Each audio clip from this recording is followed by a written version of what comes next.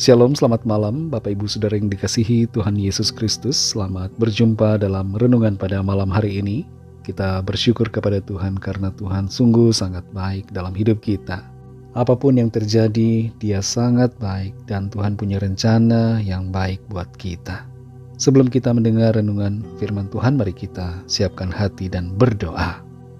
Bapa kami yang maha baik, Bapa dalam nama Tuhan Yesus Kristus, Tuhan yang selalu ada bersama Immanuel dengan kami bersyukur kepadamu karena kebaikan-Mu, penyertaan-Mu di sepanjang hari ini.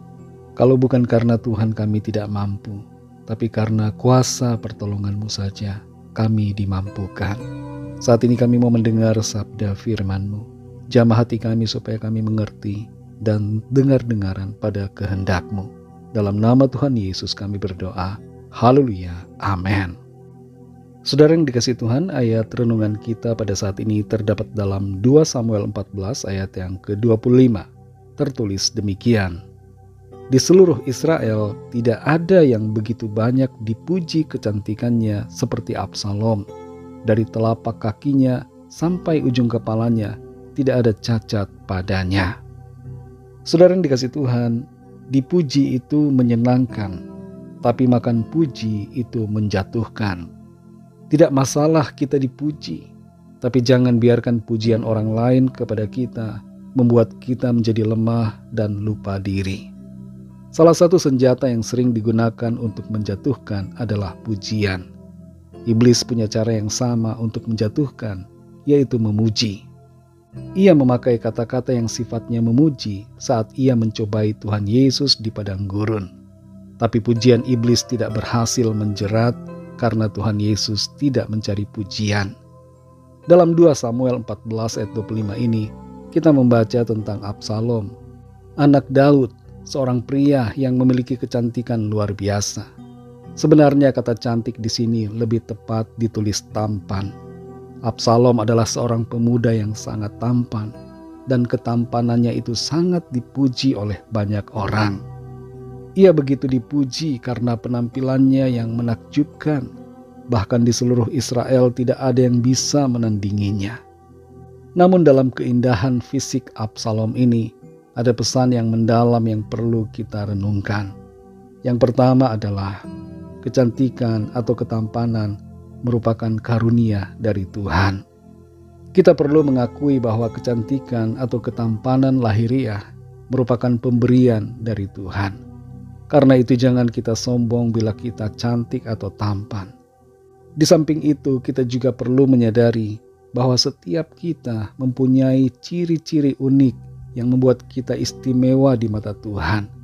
Oleh karena itu kita seharusnya tidak merasa rendah diri hanya karena tidak memiliki penampilan yang cantik atau tampan menurut pandangan manusia. Kita perlu bersyukur kepada Tuhan dengan penampilan kita dan menyadari bahwa kita semua memiliki nilai yang berharga dan tujuan khusus yang ditentukan oleh Tuhan. Yang kedua, kecantikan atau ketampanan fisik tidaklah cukup. Kecantikan atau ketampanan lahiriah hanyalah lapisan luar saja dari siapa kita sebenarnya. Penampilan luar tidak akan bertahan selamanya dan tidak akan membawa dampak yang signifikan, karena karakter dan hati yang baik itu yang jauh lebih utama, yang akan membawa dampak jauh lebih besar dalam hidup kita dan dalam hubungan kita dengan sesama. Ada banyak artis dan aktor yang cantik dan tampan, tapi tidak langgeng dalam hubungan pernikahan. Hal ini menunjukkan bahwa bukan soal penampilan yang utama, tapi soal karakter dan kecantikan dalam batin kita. Yang ketiga, nilai sejati ada di dalam diri. Dalam penilaian manusia, Absalom adalah yang terbaik, tapi dalam penilaian Tuhan tidak demikian. Tuhan melihat ke dalam hati kita. Ia tahu motivasi kita dan Ia mengenal kita. Boleh saja kita punya penampilan yang oke dari luar, tapi jangan lupakan yang utama, yaitu nilai yang di dalam, yaitu hati kita yang mengasihi Tuhan. Itu harus ada. Saudara yang dikasihi Tuhan, Absalom memanfaatkan ketampanannya secara negatif. Ia memberontak terhadap Raja Daud, ayahnya sendiri. dan mengklaim sebagai raja. Ia merasa hebat dan disukai banyak orang. Hal itu membuatnya sombong dan akhirnya jatuh karena ia begitu bersandar pada penampilan lahiriahnya. Dalam dunia yang seringkali terobsesi dengan penampilan lahiriah, kita perlu selalu mengingat bahwa apa yang ada di dalam hati kita jauh lebih berharga di dalam pandangan Tuhan. Kecantikan luar bisa memikat mata, tapi kecantikan yang di dalam, yaitu karakter dan hati kita yang baik, adalah hal yang benar-benar berharga. Karena itu mari jadi lebih baik di dalam batin, yang diwujudkan dalam sikap dan teladan hidup kita yang baik dan yang berkenan kepada Tuhan, sehingga hidup kita menjadi kesaksian bagi banyak orang. Hati-hati dengan pujian, jadilah biasa-biasa saja bila kita dipuji, dan jangan terjatuh hanya karena pujian. Mari kita berdoa. Bapa Surgawi, Bapa dalam nama Tuhan Yesus Kristus, kami bersyukur untuk berkat firman-Mu yang kami dengar saat ini. Kami ditegur, kami diajar, kami diingatkan untuk berhati-hati dan bersikap bijaksana terhadap setiap pujian yang kami dengar dan terima. Tolong kami supaya kami tidak makan puji, tidak tergila-gila dengan pujian manusia, tapi kami lebih lagi mengutamakan untuk hidup berkenan kepada Tuhan, menjaga hati kami bersih dan kudus di hadapan-Mu. Ajar kami untuk menyadari bahwa setiap pencapaian, setiap keadaan kami yang baik merupakan anugerah dari Tuhan. Karena itu tidak sepantasnya lah untuk kami menyombongkan diri, sebab semuanya berasal dari Tuhan. Ajar kami untuk merendahkan diri kami dan selalu mengarahkan setiap pujian, hormat dan kemuliaan hanya bagi nama Tuhan. Terima kasih Tuhan untuk firman-Mu. Tuntun kami terus Roh Kudus untuk kami berjalan dalam kebenaran-Mu. Malam ini kembali kami akan beristirahat. Kami mohon berkat perlindungan Tuhan atas setiap kami. Berikan kami tidur yang nyenyak dan bangunkan kembali besok pagi dengan kekuatan yang baru, tubuh yang sehat, diberkati Tuhan untuk kami pakai memuliakan Tuhan dalam segala aktivitas kami.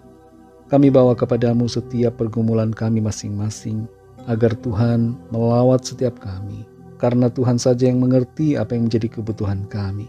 Yang sakit Tuhan sembuhkan, yang lemah mendapat kekuatan baru, yang susah dihiburkan, yang terikat terbelenggu dosa dan kuasa kegelapan mengalami kelepasan dan kemenangan saat ini, dan yang sedang dalam pergumulan masalah mendapatkan jalan keluar yang dari Tuhan. Kami serahkan segala rencana-rencana kami ke dalam tangan-Mu. Biarlah Tuhan yang merajut hari-hari dalam hidup kami, sehingga rencana-Mu yang baik itulah yang tergenapi. Terima kasih Tuhan. Berkatilah bangsa dan negara kami Indonesia, juga semua bangsa di dunia ini. Lawatlah dengan kasih dan rahmat-Mu, agar setiap orang dari segala bangsa percaya kepadamu dan terima anugerah keselamatan. Ampuni kami Tuhan akan kesalahan kami, seperti kami juga mengampuni orang yang bersalah kepada kami. Segala puji, hormat, syukur hanya bagi-Mu.